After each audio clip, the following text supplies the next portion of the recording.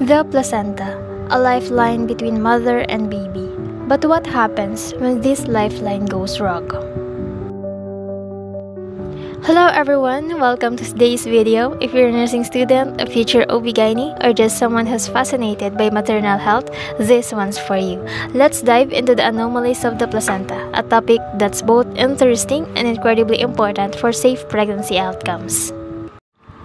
Before we go into the abnormalities, let's talk about what a normal placenta looks like. It weighs about 500 grams, roughly 1/6 of the baby's weight. It's 15 centimeters wide and 1.5 to 3 centimeters thick. But what happens if it gets bigger? Conditions like diabetes, syphilis, or erythroblastosis fetalis can cause an enlarged placenta. And if the uterus has scars or septa, the placenta might spread out more than usual just to find the place to implant.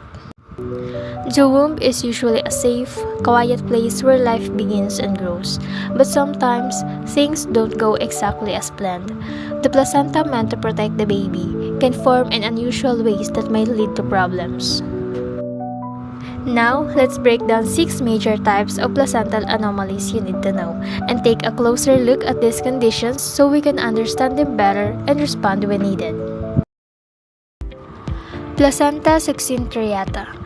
This is a placenta with accessory lobes, basically extra pieces of placenta connected by blood vessels. If one of those lobes gets left behind after birth, it can cause serious bleeding. The clue?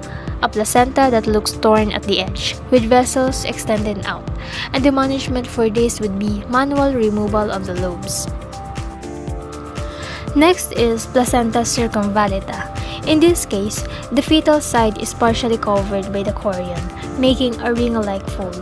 The cord still inserts normally, and although this condition doesn't usually cause complications, it is important to note it. Compare it with placenta marginata, where the chorion fold stops right at the edge. Next is battledore placenta. Here, the umbilical cord attaches at the edge of the placenta, like a ping-pong paddle.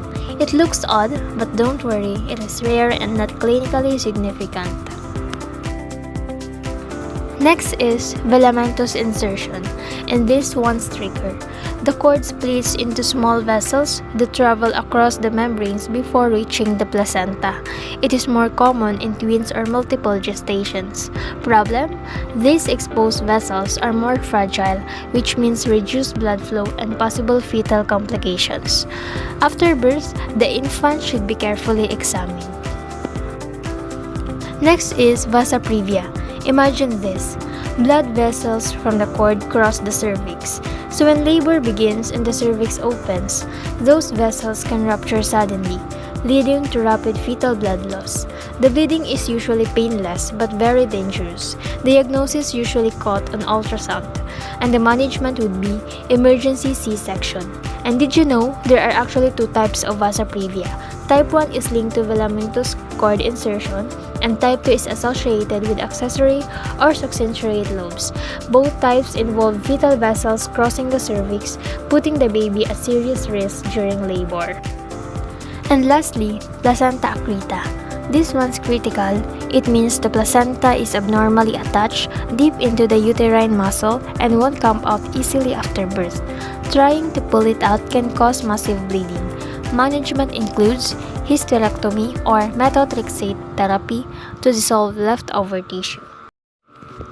So, to wrap up, while most pregnancies go smoothly, placental anomalies can turn into emergencies if not identified early. That's why routine prenatal care and ultrasounds are so important. Don't forget to like, share, and subscribe if you learned something new today. And always remember, knowledge saves lives, especially in maternity care. Stay informed, stay safe.